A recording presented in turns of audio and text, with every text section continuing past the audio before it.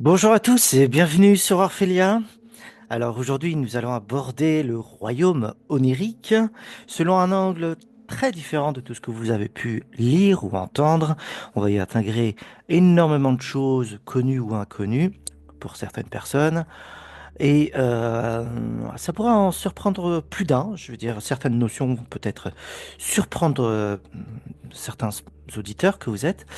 Et ça me ferait vachement plaisir d'avoir votre retour parce que je vais essayer de remettre encore une fois le terme de psychonétique en jeu pour vraiment qu'on puisse comprendre la distinction et la séparation que l'on doit faire entre le spirituel et le psychologique.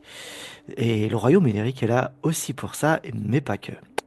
Alors, j'ai préparé, disons, un fichier. Il y aura beaucoup de choses à lire, donc c'est un grand fichier. On va le lire ensemble, le présenter ensemble, et allons-y pour l'aventure. Allons-y, allons-y. Alors, partageons déjà, préparons tous les documents. Voilà, voilà, ça c'est nickel. Le voici. Donc, nous voici embarqués pour cette aventure. Et l'aventure du monde commence bien par le royaume onirique. Donc un superbe tableau pour ceux qui connaissent de Odilon Redon. Très beau tableau. Hop, embarquons-nous. Et vraiment, ce qu'il faut retenir de tout ce que je vais présenter, c'est ça. Nous sommes faits de la même étoffe que l'univers. Déjà, affirmer ça, ça remet en cause, disons, 1 milliard de choses en psychologie, au niveau des rêves et bien d'autres choses.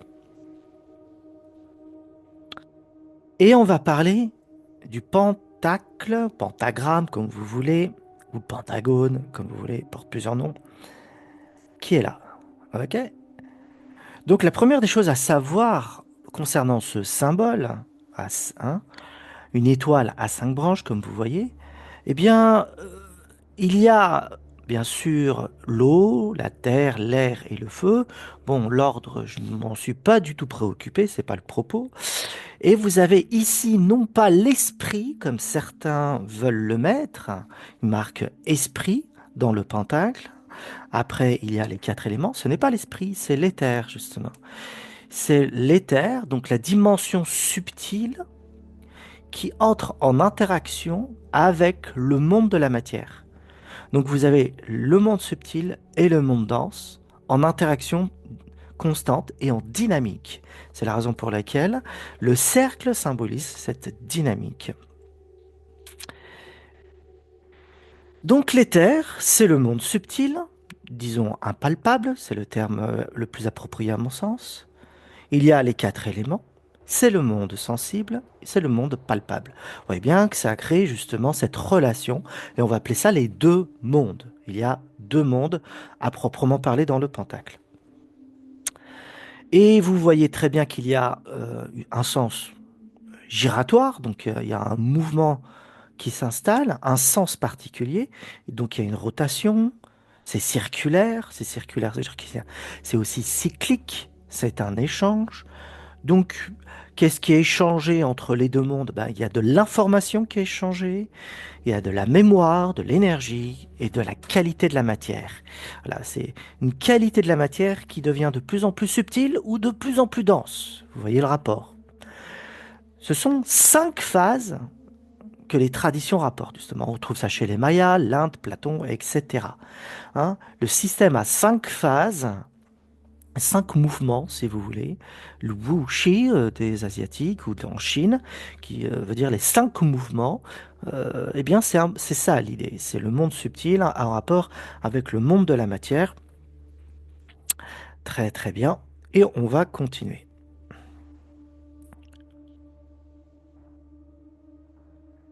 Bon, cette présentation va être corrélée à énormément de vidéos que j'ai pu faire. Vraiment. Vous allez voir un petit peu le réseau que j'essaye de mettre en place à travers les livres, les articles, et les vidéos pour créer justement un immense nexus afin que tout soit relié, une compréhension globale. Donc dans les deux vidéos de l'éther, j'ai j'ai essayé d'établir l'existence de l'éther selon un angle scientifique. Ici, c'est physiologique et biologique.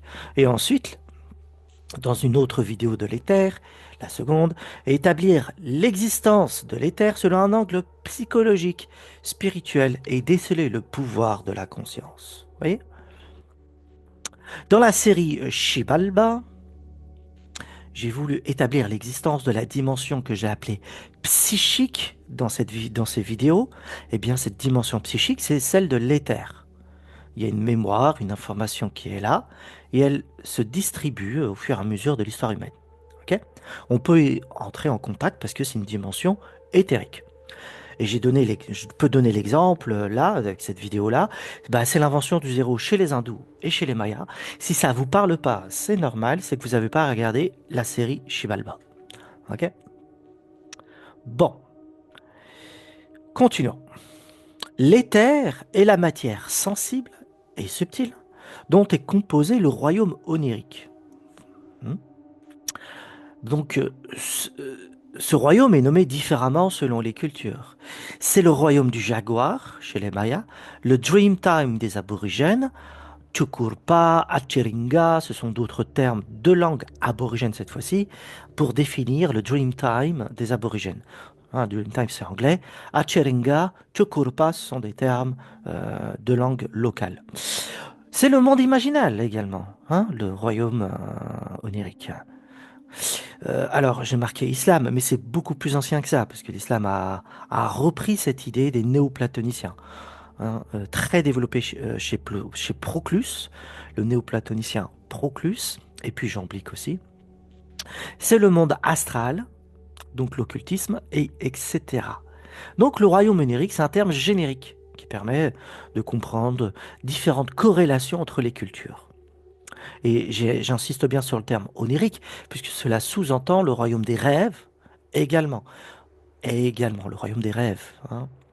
Mais le royaume onirique, vous l'avez saisi, c'est le royaume de l'éther. C'est le monde impalpable. On dit aujourd'hui invisible. Bon. Qu'est-ce qu'on découvre? Ben, l'énergie étant indestructible, c'est la base même de la chimie et de la physique actuelle, eh bien, on découvre que cette énergie change de forme et d'état.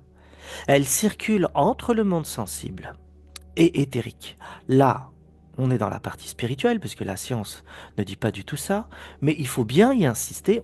Lorsqu'on observe l'énergie physique, eh bien, elle ne reste pas juste dans le monde physique. Elle circule entre les deux mondes, entre le monde impalpable et palpable, soit le monde onirique et le monde sensible. Et cette énergie indestructible circule de la même manière que le schéma précédent du pentacle vous le présentez. L'énergie change de forme et change d'état, mais elle est indestructible. Ok? Ça parle rage, disons, à des personnes qui ont pu voir mes vidéos sur science et spiritualité. Maintenant, l'information ne se perd pas également. Eh bien là, c'est la même chose. Elle change de forme et d'état. Elle circule entre le monde sensible et éthérique. Donc, énergie et information ne se perdent pas au point de vue physique et chimique. Eh bien, au point de vue psychique et spirituel, c'est la même chose. C'est la même énergie, hein. Mais c'est comme c'est la même énergie, vous l'entendez bien, elle change de forme. Donc on appelle énergie spirituelle comme vous voulez, mais c'est la même énergie, mais elle a changé de forme et d'état.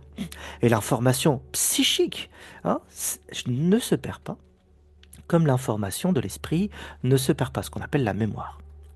La mémoire ne change de forme et d'état, parce que c'est une information engrammée dans l'éther. Ensuite, lorsqu'elle est engrammée, elle recircule dans la matière, et elle revient, et ça se crée ce cycle-là. Donc la conscience est composée d'énergie et d'informations structurées et organisées. Si c'est le cas, ça veut dire qu'elle circule entre les deux mondes et perdure après la dissolution du corps. Si l'on considère que l'énergie est indestructible et que l'information ne se perd pas, Eh bien, la conscience étant composée d'informations et d'énergie, force est de constater que la conscience perdure après la dissolution du corps. C'est une question de logique. C'est juste, on va au bout de la logique. D'accord? En sachant que les physiciens sont les plus aptes à comprendre ça, et les moins aptes à accepter ça sont les biologistes dans une grande majorité. Et encore moins pour la psychiatrie et la psychologie. D'accord? Le matérialisme est très ancré en biologie, encore plus en psychologie et en psychiatrie. Donc, parler d'une conscience qui perdure après la dissolution du corps n'a aucun sens pour les disciplines attachées à la psyché, à l'étude du fonctionnement de la psyché et de la conscience. D'accord? Donc, les plus ouverts à cette question sont les physiciens actuels, puisque la matière n'existe pas en tant que telle. Ok? Donc, la matière, ça a été dématérialisé. Allez dire ça à un psychologue, allez dire ça à un psychiatre, vous allez à l'hôpital psychiatrique. Et pourtant, c'est la physique qui dit ça. Donc là, on va au bout de la logique. On va juste au bout de la logique. C'est pas une question, on va prouver. On va au bout de sa logique. D'accord? Continuons. L'éther, le royaume onirique, pénètre les moindres interstices de la matière. Il influence l'évolution biologique des êtres vivants et les consciences. Si vous voulez aller voir ça de plus près, je vous invite à aller voir les vidéos sur l'éther 1 et 2. Et bien sûr, après d'autres vidéos. Ça montre l'influence de l'éther auprès des êtres vivants et des consciences. Continuons. Ok. Donc, les deux mondes sont interconnectés, interreliés et indissociables. Pfiou. Coup de balai au matérialisme. Coup de balai au matérialisme. Les deux mondes sont indissociables puisque ce sont le revers et l'envers du réel. Le réel est composé de deux facettes, hein, les deux mondes, qu'on va appeler le monde subtil et le monde dense, en sachant que la matière des deux mondes, donc l'éther et la matière sensible, ne sont qu'une seule et même matière qui change d'état et qui a changé de forme. Il n'y a qu'une matière donc, mais elle a changé d'état et changé de forme. L'information de la matière a changé d'état et de forme, son énergie également, et donc les qualités de la matière, et c'est ce qui est exprimé à travers ce que vous voyez, le pentacle. Éther, eau, terre, air, feu, éther, eau, terre, air, feu. C'est un cycle. Hein, c'est une boucle rétroactive. C'est comme ça que je l'ai appelé dans mes ouvrages, pardon, Émergence. Et donc, ces deux mondes sont indissociables. Et donc, c'est très important de remettre ça en place. L'activité psychique se répercute dans les deux mondes, ça veut dire qu'elle est perceptible dans les deux mondes, et son information, donc interne, et énergie interne, y circule. Donc on peut voir l'activité psychique au quotidien, avec le comportement, la façon de penser, de parler, le non-verbal et ainsi de suite. Et tout ceci se répercute sur le plan éthérique par un écho. Hop, ça se répercute dans l'éther à travers un écho. La mémoire interne, l'action interne, est une information, c'est de l'énergie, et ça circule entre les mondes, et donc, hop, ça crée un écho, un engrammage au point de vue éthérique, et ça revient à nous. Voilà, et ça circule de cette manière-là. En sachant que la psyché, la matière de la psyché, elle est éthérique. Hein. Et l'activité de la psyché est perceptible pour être sensible euh, à travers l'électroencéphalogramme, par exemple, l'activité neuronale, et ainsi de suite. On le voit très très bien. Le système nerveux également, musculaire, on voit très bien l'interconnexion de tout ça. Et on peut dire tout simplement que ce sont des activités sensibles de la psyché, en sachant que la psyché est de nature éthérique, donc de matière hypersensible, impalpable, composée de matière éthérique, et lorsqu'elle apparaît dans le plan sensible, son activité apparaît dans la matière sensible, ce qui est tout à fait normal. Il ne faut surtout plus confondre maintenant entre son apparition et sa nature. Vous voyez, ça c'est une distinction à faire. La nature de la psyché est éthérique, c'est sa composition matérielle, mais son activité peut être perçue parce qu'elle se manifeste, hein, dans le corps, tout simplement. Il n'y a pas besoin de faire Harvard pour comprendre ça. Et donc, également, la matière psychique circule entre les mondes. Hop. Et lorsqu'on meurt, eh bien, il y a engrammage de l'information de l'énergie dans l'éther. Le corps cesse de fonctionner. Et à partir de là, la mémoire est indestructible. Le contenu psychique est engrammé dans l'éther, puisque l'énergie est indestructible. Et je vous reprends par rapport à ce que je disais tout à l'heure concernant l'information qui ne se perd pas et l'énergie qui ne se perd pas. Tout ça change de forme et d'état. Donc tout ce qui concerne le monde intérieur ne se perd pas, engrammé dans l'éther, vous voyez? Et ça repart dans le royaume de l'éther pour trouver une nouvelle voie, disons. Et cette voie découle directement de l'information qui est présente et ça circule dans ce monde-là jusqu'à revenir sur le plan sensible si l'information n'est pas prête à partir du plan éthérique, disons. Voilà, je ne veux pas aller plus loin pour l'instant. Bon, tout ce qu'on vient de dire, eh bien, c'est ce qui est appelé par les anciens philosophes de l'Antiquité la métamorphose de la nature, chose que l'on oublie aujourd'hui. On oublie que, bah oui, la nature, tout autour de nous, ok, est une métamorphose constante, sur un point d'équilibre. Il y a toujours un état d'équilibre qui perdure et des métamorphoses qui s'opèrent constamment. Vous avez les 4 saisons, ainsi, ça c'est un cycle de 4 saisons, ok, c'est un cycle, une rotation, une cyclicité.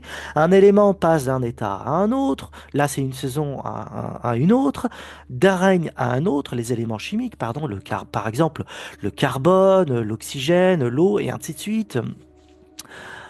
Tous les éléments chimiques ou atomiques passent d'un état à un autre, d'un règne à un autre. Eh bien, l'information psychique également. Pourquoi? Pourquoi il en serait différemment?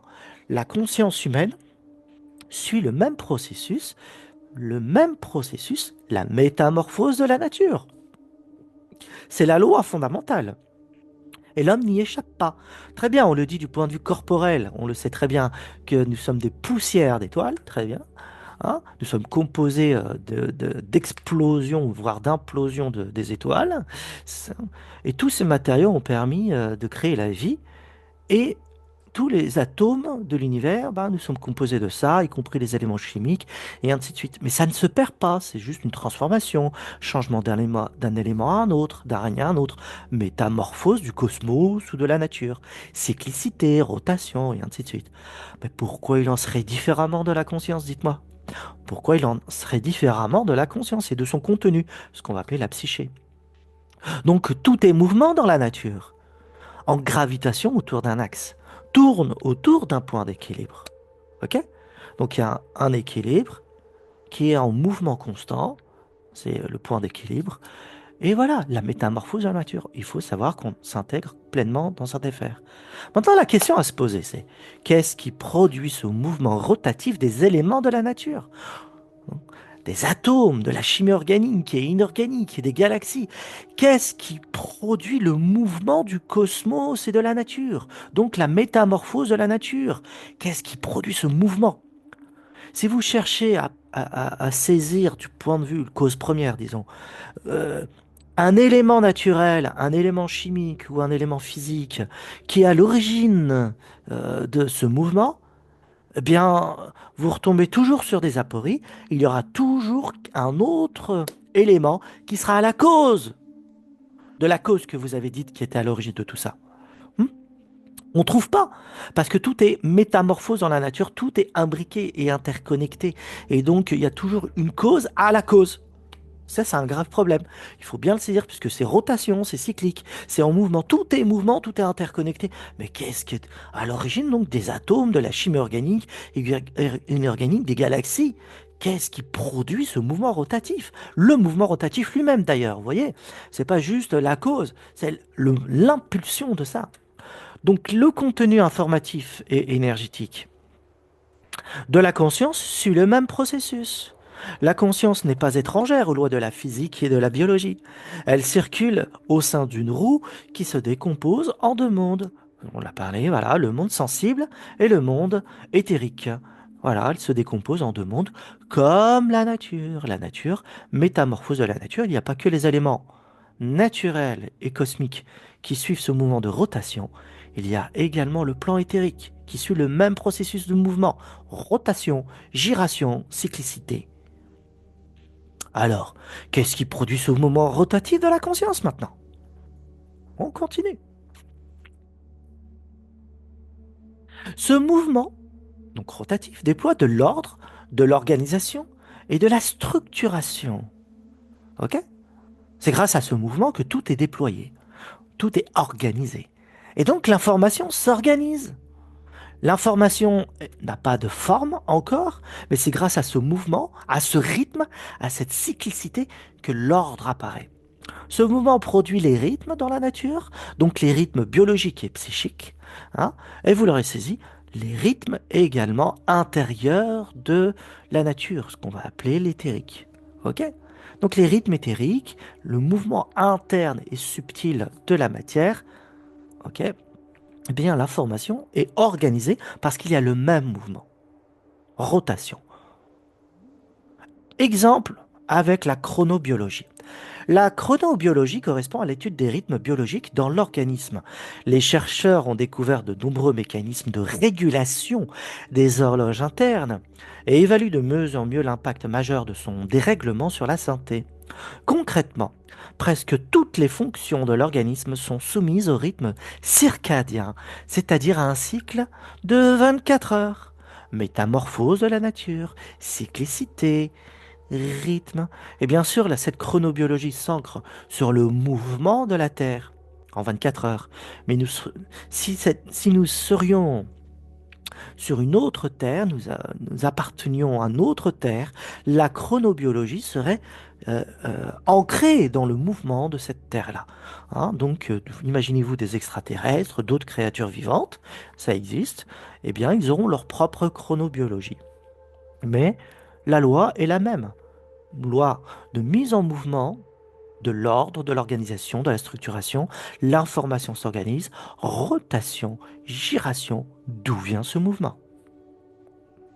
La matière sensible n'est pas à l'origine de sa propre rotation, de son propre mouvement. Ok? L'éther impulse sa giration. Ah, très bien. Première info, c'est l'éther qui impulse la giration de la matière sensible. Donc tout ce qui est présent dans la matière sensible est une empreinte de l'éther. Donc il n'y a pas de dissociation ni séparation. L'impulsion provient du plan éthérique. Mais qu'est-ce qu'on voit aussi? L'éther lui-même n'est pas à l'origine de sa propre rotation, de son propre mouvement. Lui-même est impulsé par autre chose. Il n'y a pas de cause première dans la matière, sensible et impalpable, éthérique. La cause originelle de tous ces mouvements-là ne provient pas de la matière, quelle qu'elle soit d'ailleurs. Hein, ce sont que des métamorphoses constantes des éléments, rotation, giration. Hein, ça, c'est une grande différence avec la physique qui chargera toujours la cause du mouvement dans un élément premier, dans la matière. C'est la gravitation, c'est tel atome, c'est tel ceci, tel cela, telle énergie. On cherche dans la matière le fondement du mouvement et du temps, de l'espace et de tout le truc.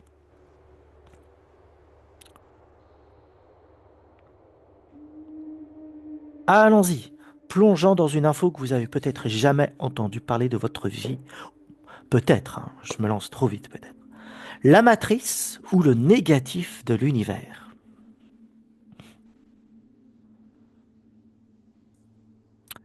Pour l'heure, notre époque n'a pas prêté attention. Pardon. Pour l'heure, notre époque n'a prêté attention qu'à la face positive de l'existence et n'a pas encore pris acte de la matrice qui sous-tend notre univers. Or, cette matrice se présente comme étant le négatif de l'univers et de notre conscience. Il faut entendre le négatif non comme l'absence, le manque ou l'inverse du positif, mais comme le creuset dans lequel germent toutes les données de l'univers. C'est depuis cette matrice sombre, impalpable, non quantifiable et contenant tout le potentiel de l'univers qu'est projeté au devant comme suspendues au-dessus du vide les coordonnées spatiales et temporelles de l'univers. Le champ cosmique et ontologique s'ordonne grâce à la matrice, qui est pourtant vide. Cependant, en parlant de vide, il faut entendre le plein, c'est-à-dire qu'aucun espace ni temps n'est possible en son sein, puisque tout est rempli.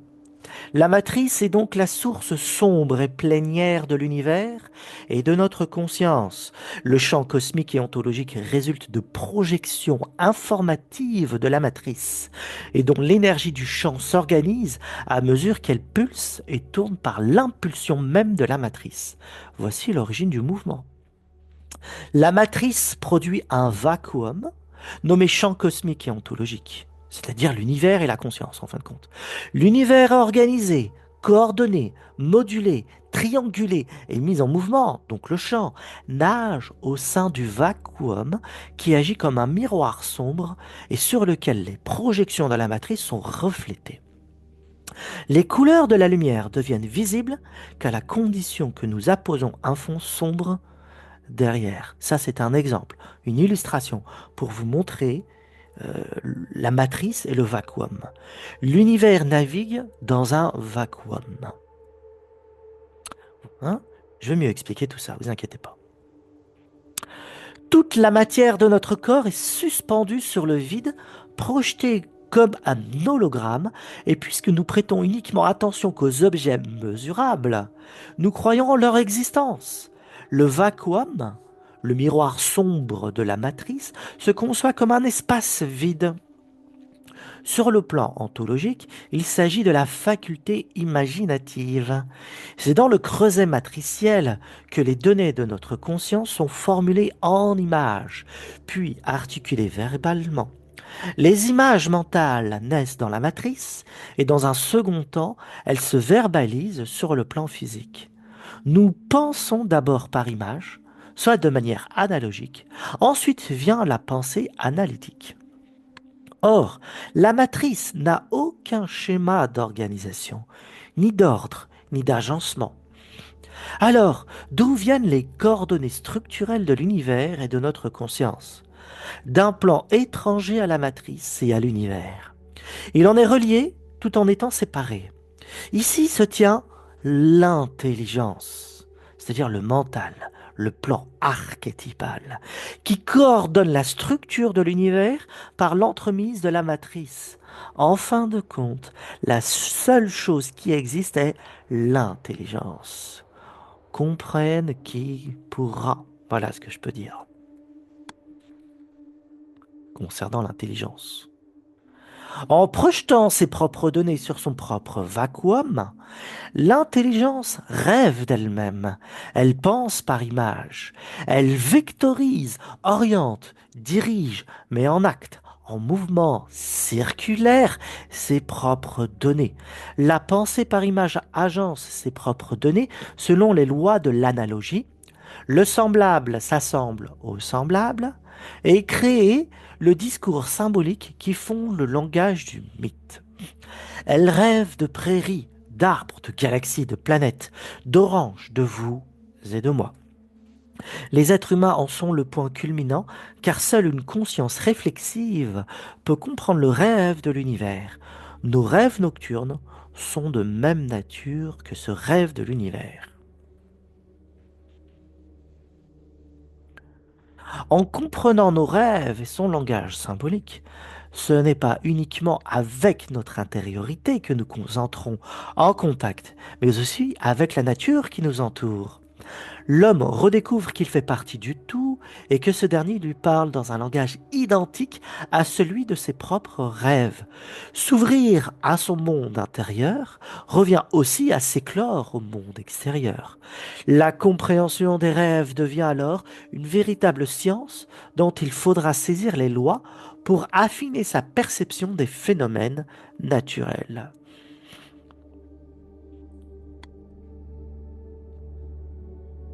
La matrice est la mère de tout ce qui existe. Elle donne forme et existence aux êtres. Elle temporalise et spatialise les données intemporelles de l'intelligence. C'est à travers elle que la lumière intelligible, noétique donc, peut se manifester et revêtir une apparence. Il s'agit donc de rien de moins que la materia prima des alchimistes, le seuil de transition entre le plan archétypal et celui de leur mise en forme. Sur le plan du retour, lorsque la conscience cherche à rejoindre le plan archétypal, donc noétique, elle s'engage dans le chemin de la dissolution de ses propres données projetées sur son miroir intérieur. D'espaces emplis d'images et de sensations sensibles, la conscience accède au vacuum dès lors qu'elle vide sa propre psyché.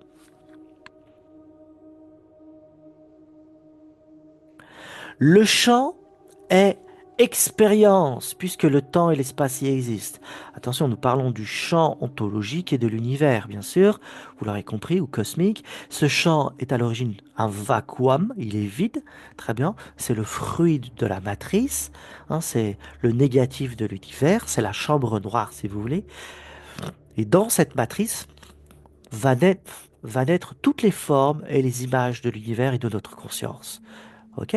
Et c'est un vacuum qui apparaît. Et dans ce vacuum, au point de vue cosmique, c'est un espace vide. Il n'y a rien. Et des informations vont naître dans ce vacuum par l'intermédiaire de l'intelligence qui temporalisera et spatialisera ses propres données internes. Oui.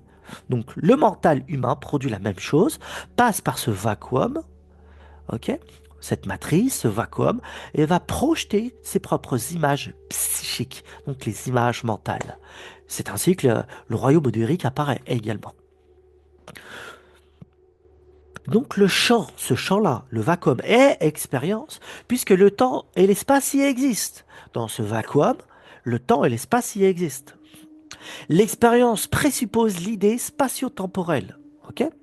L'intelligence se tient par-delà l'expérience.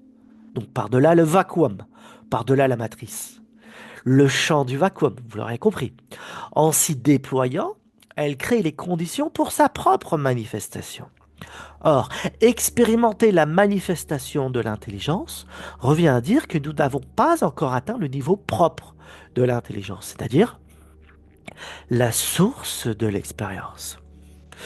Nous expérimentons ces manifestations dans le champ du vacuum. Avoir l'expérience de l'intelligence n'est pas être en contact ou être en présence de l'intelligence en tant que telle. L'intelligence ne s'expérimente pas, elle relève de l'instantané. En passant par la matrice, l'instant se temporalise et se spatialise et il devient expérience. Vous comprenez? L'instant devient expérience. L'instant n'est pas dans un espace ni dans le temps, ok? Se situe hors de l'espace-temps, c'est un instant. L'instant, c'est la source. L'instant, c'est la vision même contemplative de l'intelligence qui se contemple elle-même dans son lieu archétypal, donc noétique et mental. Elle va passer cette intelligence dans la matrice, qui est une chambre noire d'induction, si vous voulez. Elle va produire tout le potentiel énergétique est là, toute l'information est là. Elle va projeter dans un vacuum qui est équivalent à sa faculté imaginative, un espace sombre, toutes ces données et elles vont prendre forme grâce à la matrice. Et ces images vont apparaître, les formes vont apparaître, et c'est le royaume onirique. Et ça va se densifier pour apparaître sur le plan de la matière, sensible et dense. Ainsi nous fonctionnons, ainsi l'univers fonctionne. Nous sommes faits de la même étoffe que l'univers. Rappelez-vous. Et l'intelligence se situe au niveau de l'instantané. Tout est instantané, immédiateté. Ok? Donc, l'intelligence ne s'expérimente pas, c'est l'instant. C'est comme si, disons, d'une autre manière, disons que avoir l'expérience du soi, ce n'est pas être le soi, c'est ses manifestations, c'est ses apparitions. Là, l'expérience, c'est les apparitions dans le vacuum du soi. J'espère que ça vous parle mieux cette fois-ci. Continuons. La vitesse de rotation de l'intelligence sur elle-même équivaut à sa propre immobilité. Alors, c'est une vitesse supraluminique. Ça, c'est ce que j'avais dit il y a des années concernant science et spiritualité dans mes vidéos, ok, mes conférences. Et la vitesse de rotation ou de vélocité de l'intelligence est supraluminique. Pardon, je suis un peu enrhumé. La vélocité de l'intelligence ralentit lors de son passage dans la matrice. C'est alors que la matrice émet des flashs lumineux instantanés qui diffèrent les unes des autres. La rotation des deux mondes découle de cette série de flashs. Le mouvement temporel n'existe donc pas. Nous avons l'impression qu'il y a continuité temporelle du mouvement, alors qu'à chaque instant, l'univers se dissout et renaît. Nous disparaissons et renaissons à chaque instant. Hein? Ça, c'est une doctrine sacrée enseignée dans les grandes sociétés antiques. Et également chez les grands mystiques et visionnaires, on trouve ça chez Abhivana Gupta, le shivaïsme du Cachemire. On va trouver ça chez Ibn Arabi, l'un des grands soufis du monde musulman. Il parle de ça également. Et chez Platon.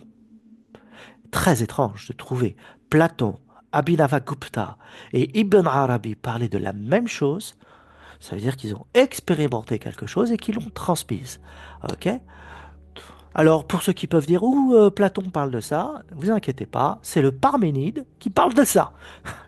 Je me charge pas à pas de vous décrire toute la spiritualité de Platon dans les vidéos à venir. Mais c'est l'instantané ou l'instant ex fines. J'en ai déjà parlé dans les études platoniciennes, dans les vidéos déjà présentes. C'est l'ex fines de Platon, ça. C'est l'instantané. Ce sont des flashs lumineux. Des flashs tac-tac qui proviennent directement de l'intelligence, hein, et qui produit le mouvement du cosmos et de tout. Et ça crée ça. Des flashs instantanés du mouvement. Allez. Voilà. Il n'y a que l'instant qui est. Il n'y a que ça. On a l'impression que le mouvement existe. Ce sont des flashs instantanés supraluminiques. Tout ceci passe à travers la matrice qui projette ça dans le vacuum, crée la rotation du vacuum, donc le royaume onirique, le royaume de l'éther. Et tout ceci se densifie, crée la rotation du monde sensible et les flashs apparaissent dans notre monde également. Et tout est en mouvement cyclique, rythmique, rotation, information, séquencée, rythmée, temporalisation, spatiale, déplacement coordonné spatio-temporel, et ainsi de suite. Waouh! Tout est dans l'instant. Ce sont des flashs. On reçoit ça aussi lorsqu'on a une expérience mystique foudroyante, flash. Zeus, c'est l'image chez Platon de ce flash, vous voyez, tac, la foudre, foudroyant. Indra, chez les hindous, c'est la même chose. C'est la fonction cognitive du flash, tac, foudroyant. C'est ce Dieu-là qui crée le mouvement. Fonction cognitive. Continuons. Maintenant, avec ces informations, nous ne pouvons plus confondre l'activité mentale et psychique. Le mental est l'expérience intérieure, donc la manifestation du mental. Ah, le mental, c'est le noétique, c'est ce qui se situe par-delà le vacuum et la matrice. Vous l'avez compris, c'est au niveau de l'instantané, au niveau de l'immédiateté, au niveau de contemplation de soi dans l'immédiateté. Lorsque les données du mental apparaissent, hop, instantané, et cela produit l'expérience intérieure. La psyché apparaît, l'expérience, hein, du monde interne. Donc on ne peut plus confondre, hein, spiritualité et psychologie. Spiritualité dévolue à la noétique et psychologie, l'expérience. Bien sûr, maintenant, vous voyez un éclaircissement sur un autre aspect, la psychonoétique. Hein. Le vécu de l'acte mental est spirituel. Il surplombe la psyché au même titre que le spirituel n'est pas le psychologique. Et là, voici maintenant à poser une nouvelle vision. Je pense que c'est clair que c'est une nouvelle vision sur la spiritualité qui ne peut plus être confondue à la psychologie. Et lorsqu'un psychologue, même des profondeurs, parle de spiritualité, il y a risque de confusion avec le spirituel, puisqu'il réduit ça à le mental, hein. Il réduit ça à une activité psychologique. Donc, la grande question, c'est ben, pourquoi l'activité mentale, pourquoi le mental est-il est-il intégré à l'activité psychique? Psychique et mentale, ce sont deux choses distinctes.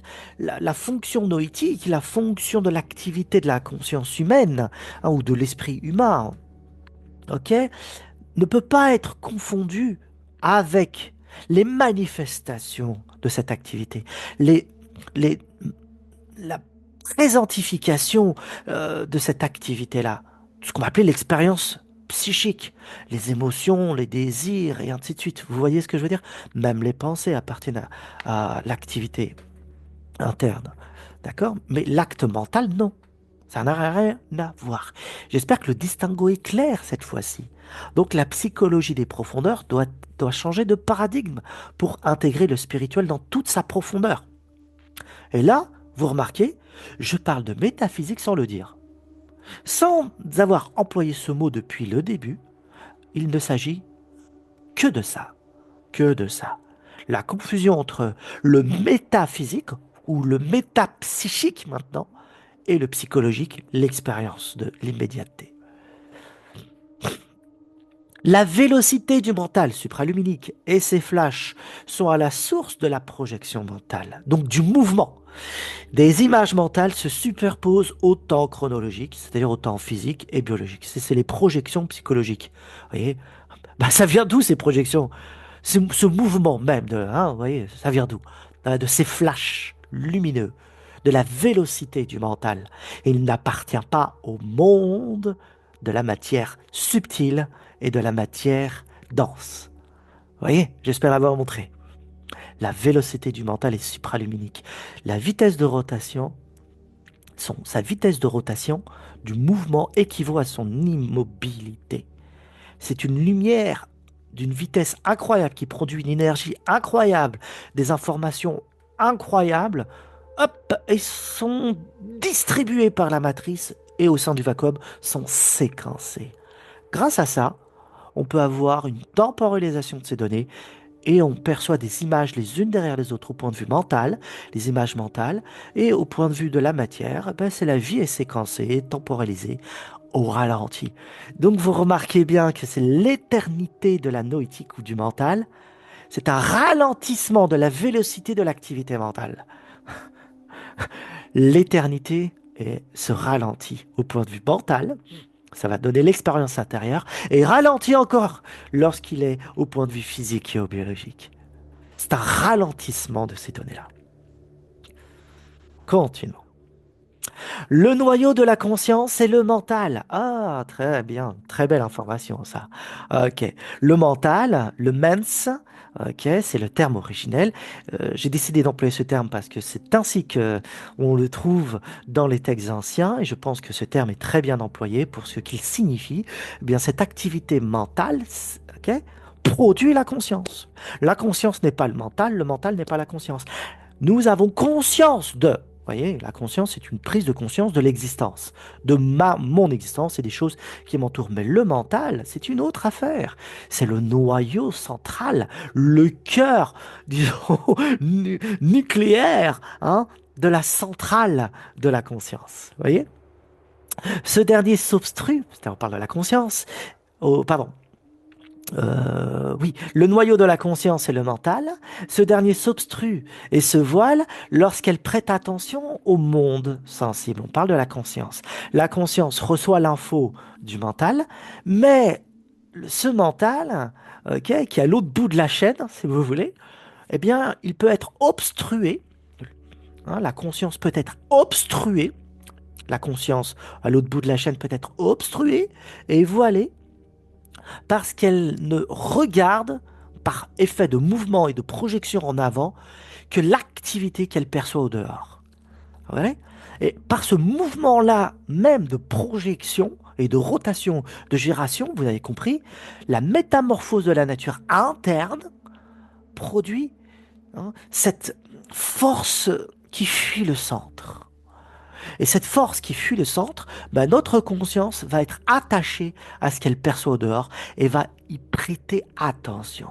Et l'attention de la conscience va redonner ces informations qu'elle perçoit à l'intérieur, au mental, va revenir et va créer un mouvement cyclique entre conscience et mental. Hop, hop, ça circule comme ça. L'information circule, les données circulent, mais l'information va être obstruée embué lorsque la conscience ne peut plus percevoir les données du mental, parce que l'information, disons, de la matière aura pris le dessus. Les données sensibles sont absorbées par la matrice et projetées sur le vacuum. Ok. La matière sensible, hein, avec tout ce qu'elle contient, prend le dessus. L'espace imaginal se mélange donc jusqu'à s'embrumer complètement pour certaines personnes. Aveuglement complet et donc ne perçoit plus rien. La matrice se tient entre l'intelligence et le monde sensible sans être localisée dans le royaume onirique. Entendez bien, la matrice n'est ni dans l'intelligence, ni dans le monde sensible, ni dans le royaume onirique. Elle produit les royaumes. Elle a la source de tout ça, la materia prima. Continuons notre lecture. La vélocité du mental pose trois actes. L'observateur, l'observé et la chose observée. C'est le fameux triangle équilatéral dont j'ai parlé dans certaines vidéos. Et ce triangle équilatéral, donc c'est l'observateur, l'observé et la chose observée, c'est l'activité ou l'activité même du mental. Mais au niveau le plus haut, au niveau premier, elles sont unifiées. Lorsqu'elles passent après par la matrice, une étendue s'instaure et manifeste le vacuum. C'est-à-dire qu'au niveau premier, tout ceci ne fait qu'un. L'observateur, l'observé, la chose observée. L'état contemplatif du mental, de l'intelligence, ces trois actes unifiés, sans qu'il y ait séparation. Ensuite, lorsqu'elle passe par la matrice, ces trois actes, lorsqu'elles passent par la matrice, eh bien, elles vont être distendues les unes des autres, de plus en plus, créant le triangle équilatéral, comme si c'était compressé en un point, et doucement, doucement, ça se décompressait, et le triangle apparaissait, et de plus en plus étendu, de plus en plus grand, et ce triangle va manifester tout ce que l'on connaît. Puisque de cette intense activité et vélocité naît chaque cellule de matière, composée de trois actes en mouvement. C'est la naissance du mouvement. La polarisation inverse de deux éléments, donc des forces opposées, le négatif et le positif, sans qu'il y ait de morale à poser dessus, et leur résultante. Ça va créer tout l'ordonnancement, toute la structure interne d'un élément. Ensuite, cet élément va entrer en corrélation avec un autre élément qui possède exactement la même tripartition interne. Et tout ce jeu d'équilibre du cosmos naît d'un triangle équilatéral qui provient du mouvement même, du mouvement même, de la manifestation même du mental. C'est la cause première de l'univers, la cause première de notre existence. Donc, quelle est la cause du mouvement? Revenons à notre première question. C'est le mental, la noétique, l'intelligence, le logos. Donc, on ne peut pas parler de la matière sans intégrer le logos, le mental, la noétique.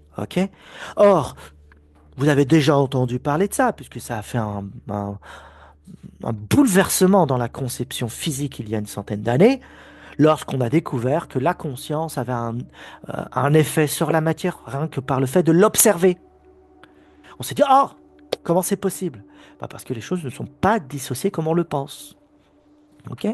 Ne sont pas dissociées l'observateur, l'observé et la chose observée.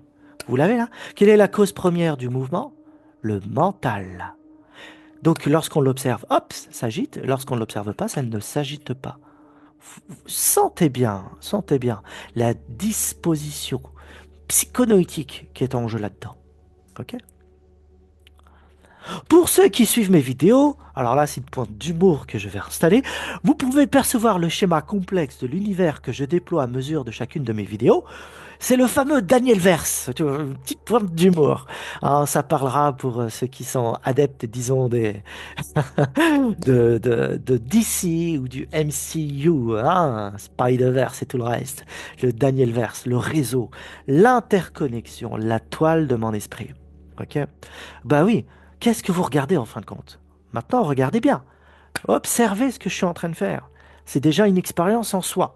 Mais je veux bien que vous l'observiez. C'est important.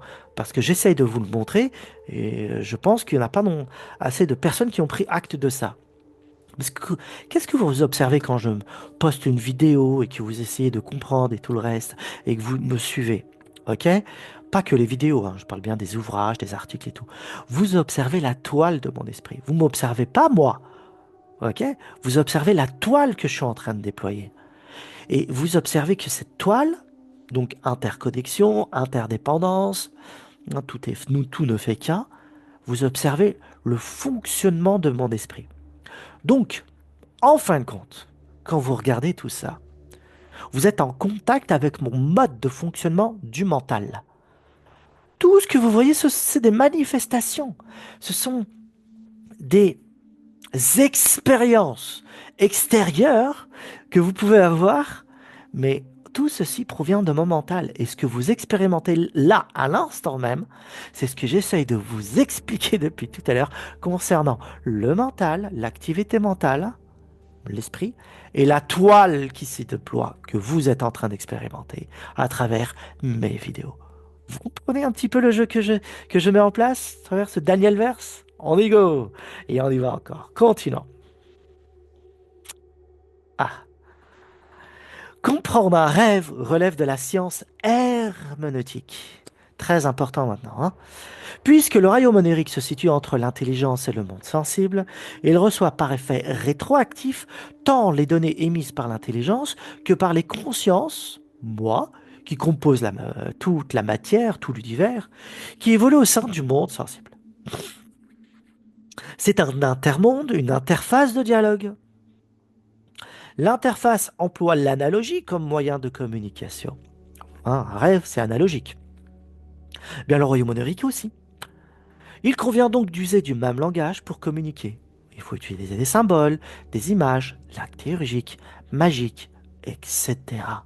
Tout ceci permet de comprendre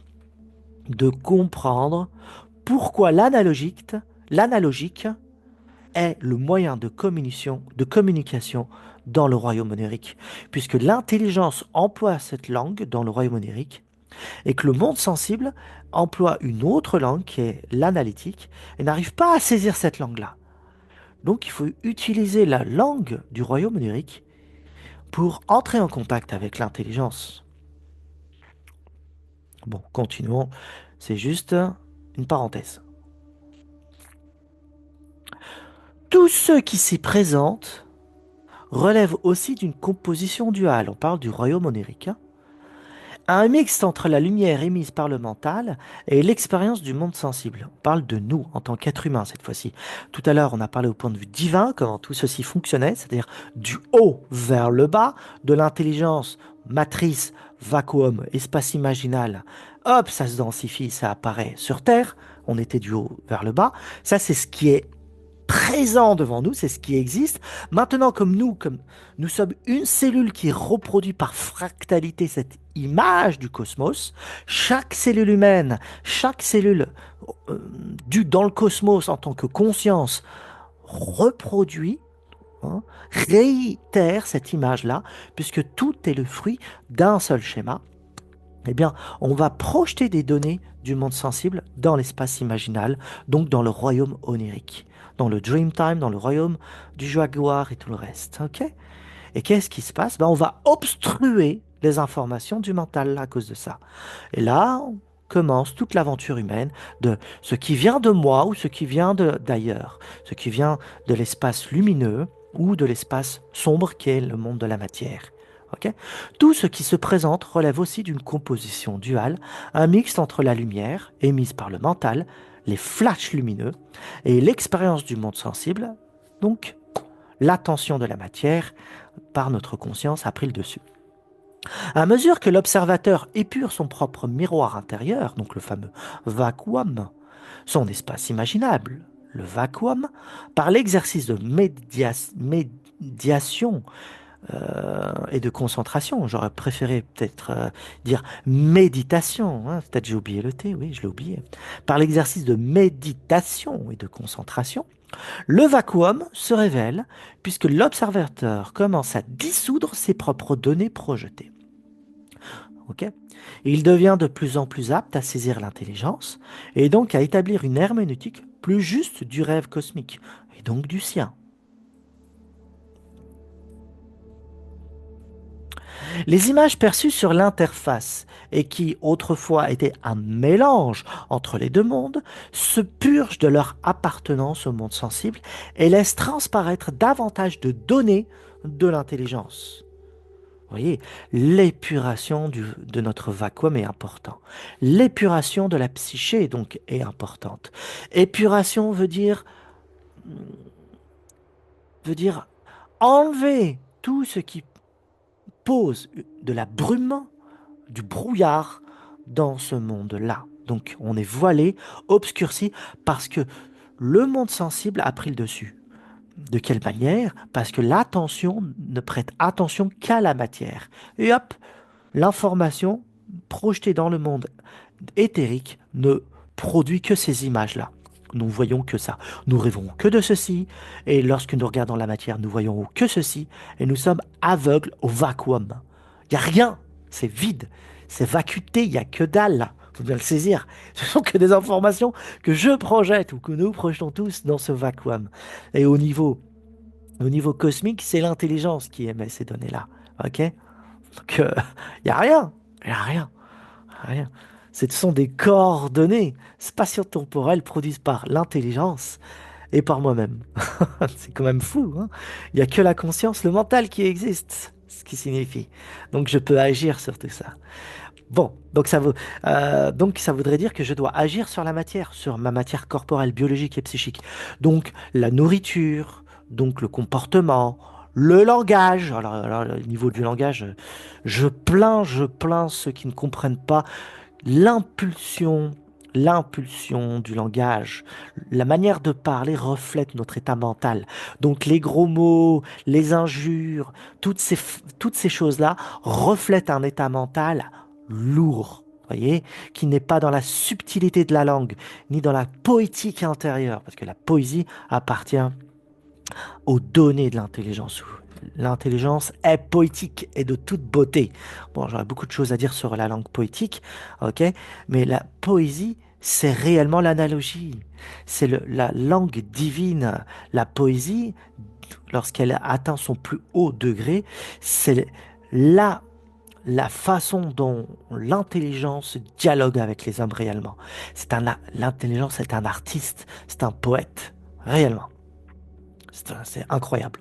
Et les grossiers, tout ce qui est lourd, tout ce qui est pesant dans le langage, ok, tout ce qui est complainte et plainte reflète l'état mental de la personne. Donc obstrue l'espace éthérique, obstrue les données de l'intelligence. Vous comprenez maintenant? Donc le comportement a un effet dans le plan éthérique, la façon de se comporter, d'agir, de parler, les tournures de pensée. Ok, la bienveillance, la compassion doit transparaître lorsqu'on parle. Et lorsque les gens jugent tout le temps, tout le temps, tout le temps, état mental, tout ce que nous voyons à l'extérieur est une manifestation de l'état mental de la personne. Et donc, la façon dont il parle, se comporte, agit, montre qui il est.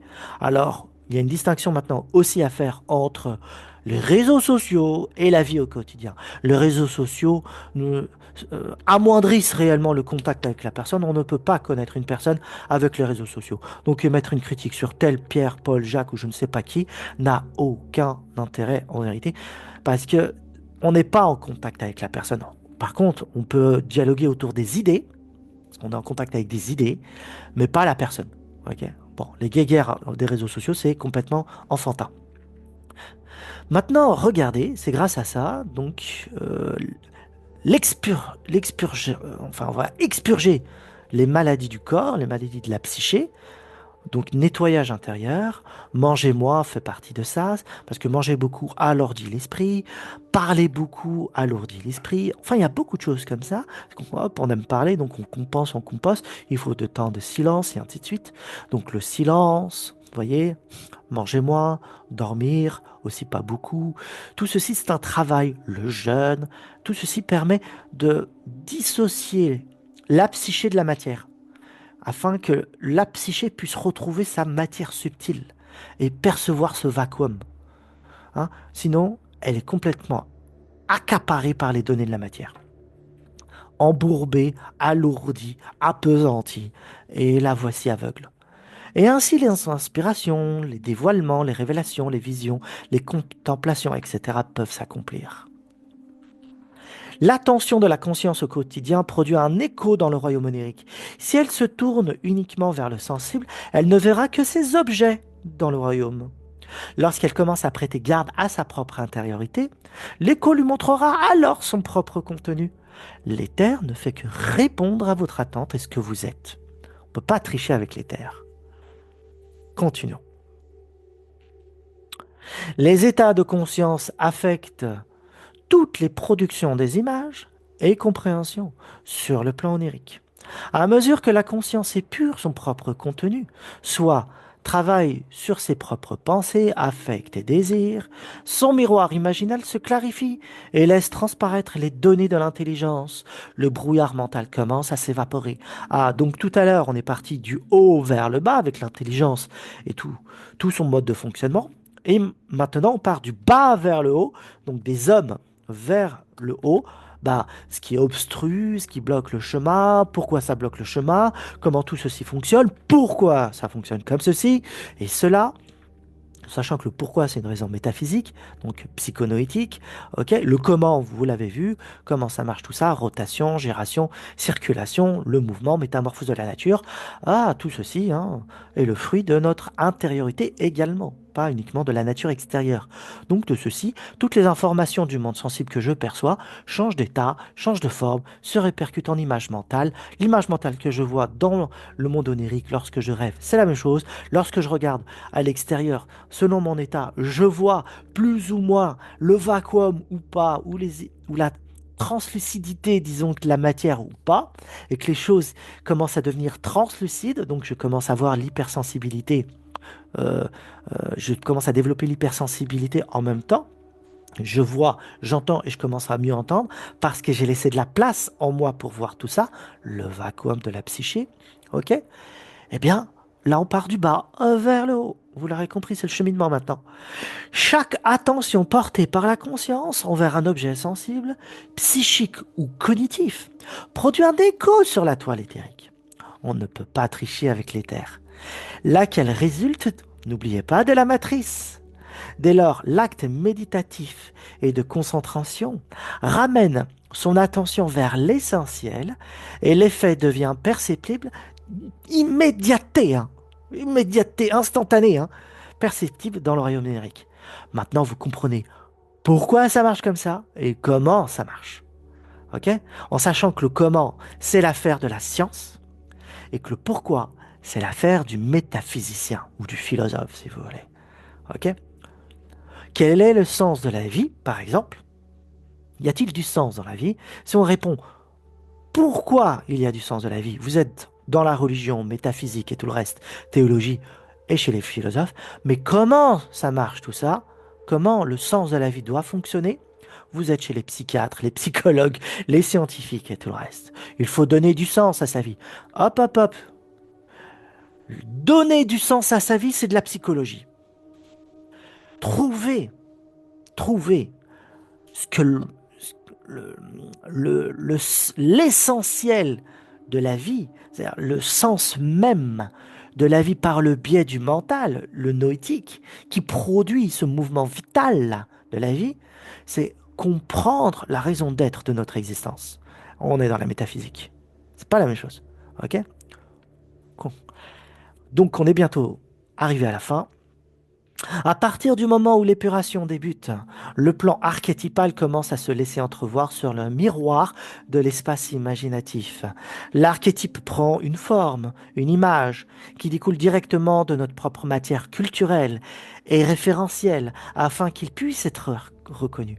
Donc archétype et symbole, c'est pas la même chose. L'archétype est sans forme et sans nom, tout comme l'intelligence. C'est la matrice qui leur procure la matière, le mouvement et le nom. En d'autres termes, leur apparence, c'est le revêtement symbolique. C'est ainsi que les symboles ont une nature culturelle, référentielle, mais l'archétype n'en a pas. L'archétype est éternel, immortel. Ok? Et là, il y a quelque chose d'important à noter. Voilà, on a terminé la dernière diapo. Voilà. Et il y a quelque chose d'important à noter. Eh bien, régulièrement, j'entends parler d'égrégores qui sont que le fruit de l'activité interne. C'est pas un truc éternel. Confondu avec l'archétype. Archétype, égrégore, symbole, la même chose. Pas du tout. L'archétype, c'est pas d'égrégore, mes chers amis. L'archétype provient des données intemporelles du mental ou de l'intelligence. C'est le flux du mental, ces flashs lumineux qui apparaissent comme des éclairs, tac, tac, tac. C'est nom, ni forme, ni référence, ni rien de ce que l'on connaît. C'est informe, hein, situe sur le plan archétypal. Et ces données lumineuses, ok, nominales, comme disait Carl Gustav Jung, vont apparaître sur le plan du vacuum et vont prendre la teinte de celui qui observe. Donc si celui qui observe a une référence culturelle chrétienne, l'archétype deviendra chrétien, musulman de la même manière, hindou, taoïste, et c'est ainsi qu'il ne faut surtout pas confondre le fond archétypal et la forme, le symbole. C'est pas la même chose, vous comprenez? C'est pas la même chose. Donc, le revêtement de l'archétype, le symbole, c'est le revêtement archétypal de l'archétype, le revêtement de l'archétype. Et l'égrégore, l'égrégore n'a rien à voir avec l'archétype. Les divinités anciennes sont archétypales, éternelles. Elles apparaissent en tant que divinités. Parce que c'était la référence culturelle de l'époque. Et sur le plan égrégore, de l'égrégore, c'est purement matériel. C'est créé par en bas. Et ce qui apparaît là-bas, ce ne sont pas des divinités. Ce sont des croyances, des émotions, des désirs manifestés par des êtres humains qui apparaissent là-bas. Ils peuvent prendre n'importe quelle forme, imiter même des formes, et n'ont rien à voir avec les dieux. Les dieux ne sont pas des égrégores. J'espère que c'est clair. J'espère que cette fois-ci, la dimension métaphysique est claire. Ok? Égrégore, c'est psychique. Archétype, c'est spirituel.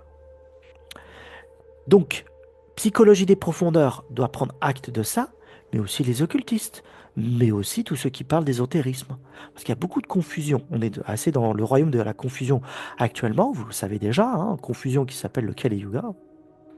Et on mélange toutes les données parce qu'on ne comprend plus pourquoi ça marche comme ça et comment ça marche comme ça. Donc on comble notre ignorance par les théories. Oui. Mais lorsqu'on observe par l'intériorité et on cherche à entendre et voir ce qu'il y a, voici un petit peu le schéma. Ok. J'ai essayé de clarifier au mieux ces idées assez complexes. J'espère que c'est clair et assez présenté d'une manière pédagogique pour que ça soit digérable, hein. Digérable, parce que, comme je l'ai dit, c'est ce que vous retrouvez dans les grandes expériences spirituelles dans les grandes expériences spirituelles de l'Antiquité ou du Moyen Âge, hein. Même moderne, ça existe. Et donc, voilà. Donc, vous avez plusieurs formes géométriques qui sont apparues, le pentacle, pentagramme, hein. Vous avez aussi le triangle équilatéral.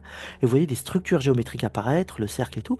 Ces symboles, hmm, ok, sont de nature aussi archétypale, ce qui sous-tend l'essence géométrique du mouvement de la matière, de tout le reste. Les mathématiques sont de nature archétypale. C'est structuré par le mental. C'est le quadrillage de la matière. Hein. Bon. Et ensuite, la teinte qu'on va y mettre, la compression qu'on va y mettre, eh bien là, elle deviendra culturelle et référentielle. OK? Bon, j'espère que vous êtes bien amusés avec tout ce que j'ai pu présenter dans le Daniel Verse. Laissez-moi des commentaires. Je serais vraiment heureux de pouvoir les voir. Partagez si ça vous plaît. Mettez des coms. Mettez des joies partout. Et puis ne tombez pas dans la dichotomie des réseaux sociaux j'aime, j'aime pas. Il y a un espace intermédiaire qui s'appelle l'intelligence. L'intelligence n'est pas dans les extrêmes. Hein. Vous avez le droit de ne pas être d'accord. Vous avez le droit de ne pas aimer et de peut-être dire, bon, il y a des choses à redire. Bienvenue. Bienvenue, je vous attends. Et n'oubliez pas le Discord. N'oubliez pas le Discord. Tout ce que je vous présente sera dans le Discord. D'accord? Y compris ce tableau-là. Bon, enfin ces tableaux. Prenez soin de vous et à bientôt. Au revoir.